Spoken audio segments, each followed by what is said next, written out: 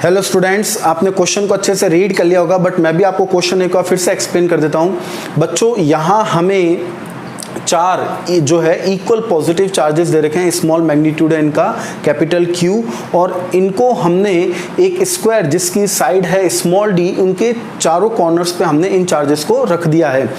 अब यहाँ पे हमसे ये पूछा जा रहा है, अगर इस स्क्वायर के सेंटर से h हाइट अबव पे एक पॉइंट है P, वहाँ पर अगर हम एक unit positive charge small q को यूनिट पॉजिटिव चार्ज को रख दें और जो है उसे रखने के बाद में यहाँ पे कैपिटल Q का मैग्नीट्यूड क्या होना चाहिए कि वो यूनिट पॉजिटिव चार्ज जो है वो इक्विलिब्रियम में रहे, और उसका मास हमें दे रखा है स्मॉल m।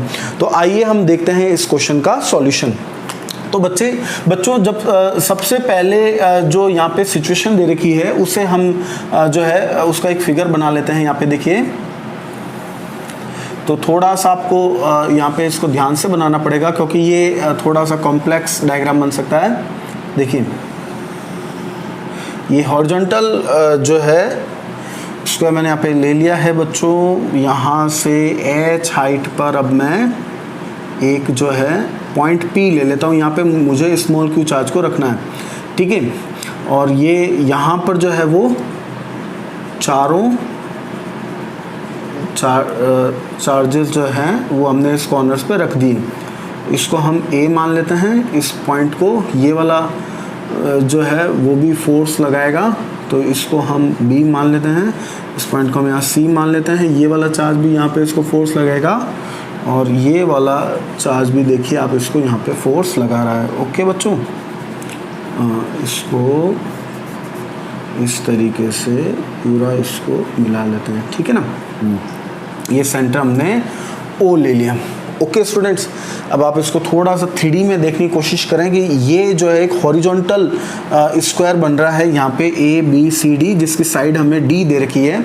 ओके, और यहाँ पे इसके सेंटर से h हाइट अबव पे जो है एक पॉइंट P है, वहाँ पे मैंने एक यूनिट पॉजिटिव चार्ज को रख दिया है। ओके, तो अब इसका मास भी हमें दे रखा है। तो अब हमसे ये पूछा जा रहा है कि अगर ये वाला चार्ज इक्विलिब्रियम में होगा तो इस कैपिटल Q चार्ज का मैग्नीट्यूड हमें फाइंड आउट करना है। तो अब आप देख सकते हैं कि अब आपने यहाँ पे इसे h हाइट पे रख दिया है, तो ये चारों जो चार्जेस हैं जो कि इस हॉरिजॉन्टल यहाँ पे जो आपका बेस है स्क्वायर, वो उसके कॉर्नर्स पे रखे हुए हैं, वो सब मिलके इसके ऊपर फोर्सेस लगाएंगे। तो इसको थोड़ा और अच्छे से समझने के लिए हम एक डायग्राम और कंसिडर कर लेते हैं बच्चों, इसको ये वाला। तो आप देख सकते हैं हम किसी भी एक चार्ज को कंसिडर करते हैं कि देखिए जैसे मैं A पॉइंट पर रखा हुआ जो चार्ज है वो इस पर कैसे फोर्स लगा रहा है, उसको हम यहाँ पे थोड़ा सा समझते हैं बच्चों। देखिए, तो उसके लिए आपको पता है कि ये जो हाइट है वो h हो गई, और ये वाली जो हाइट है ये A और ये O, तो ये A ये O और ये यहाँ पे मैंने बना दिया P। ओके, तो स्टूडेंट्स यहाँ पे ये जो साइड होगी ये कितनी हो जाएगी, ये स्क्वायर के डायगोनल की हाफ होगी, तो मतलब ये हो जाएगी d/√2।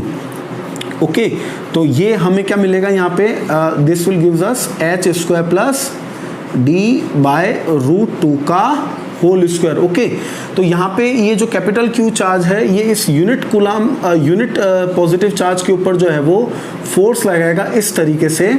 अगर हम यहाँ पे इस एंगल को थीटा कंसिडर कर लें तो ये वाला फोर्स हो जाएगा F cos थीटा, और इधर जो लगने वाला फोर्स है वो यहाँ पे हो जाएगा F sin थीटा।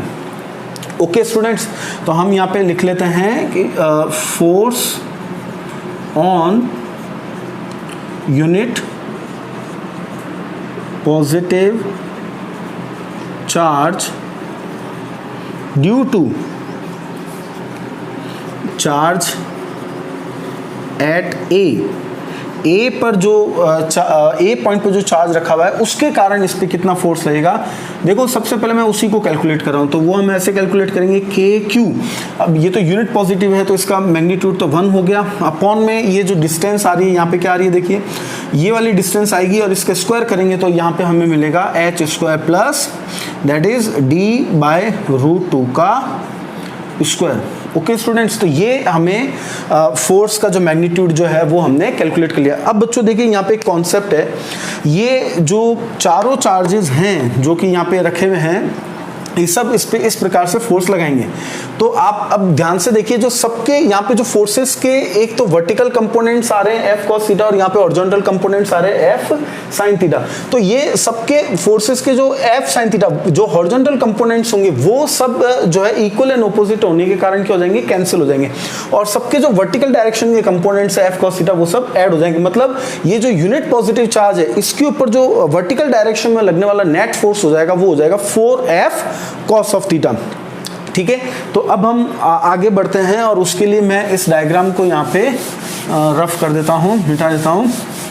तो देखिए अब अगर हम यहाँ पे देखें टोटल फोर्स की अगर हम बात करें, total force on unit positive charge at P इन जो है अपवर्ड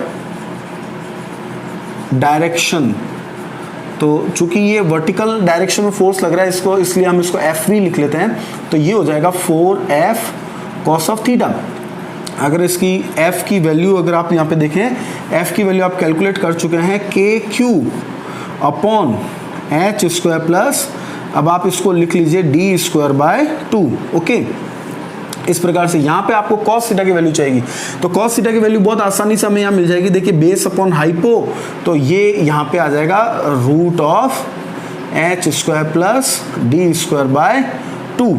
अब हम इस डायग्राम को भी यहाँ पे रफ कर देते हैं। तो अब देखिए स्टूडेंट्स, जो टोटल जो हमें वर्टिकल डायरेक्शन में जो फोर्स मिल रहा है वो हमें मिल रहा है 4 ऑफ KQQH अपॉन में ये दोनों मल्टीप्लाई होकर ये हो जाएगा h square plus D square by 2, इसकी whole raise to the power आ जाएगी 3/2। यहाँ तक आपको जो है वो समझ में आ गया होगा। अब देखिए ये तो वो वर्टिकल फोर्स है जो कि यूनिट पॉजिटिव चार्ज के ऊपर जो है लग रहा है अपवर्ड डायरेक्शन में, बट अब यूनिट पॉजिटिव चार्ज को इक्विलिब्रियम में होने के लिए जो है एक और फोर्स लगना चाहिए और वो डाउनवर्ड डायरेक्शन में लगना चाहिए और वो इस फोर्स को बैलेंस करना चाहिए, तो वो होगा उसका वेट mg। तो यहाँ पे हम बात कर लेते हैं for equilibrium condition of unit positive charge. तो देखिए वो नेसेसरी कंडीशन क्या हो जाएगी बच्चों कि ये जो वर्टिकल फोर्स है ये और वेट mg वो एक दूसरे को बैलेंस करेंगे यहाँ पे, है ना।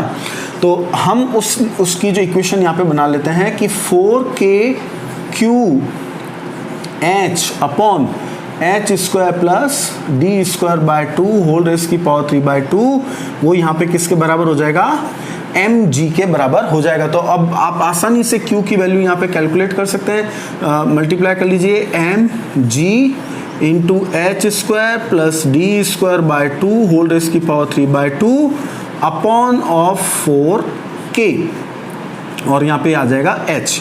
ओके बच्चों, this is the solution of our problem. Okay.